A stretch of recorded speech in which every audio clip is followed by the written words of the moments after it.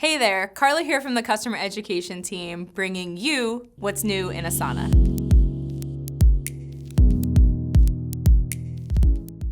Together, Asana and Microsoft have created a suite of offerings enabling teams who use both to simplify their work and stay connected. With the new Microsoft Teams integration, you can add Asana projects to your group chats and start turning conversations into actionable work, all in one place. The new right-click menu allows you to take common actions on tasks from any project view, saving you time and keeping you in flow. And finally, showing appreciation for a team member's hard work is one of the easiest ways to make them feel seen and valued.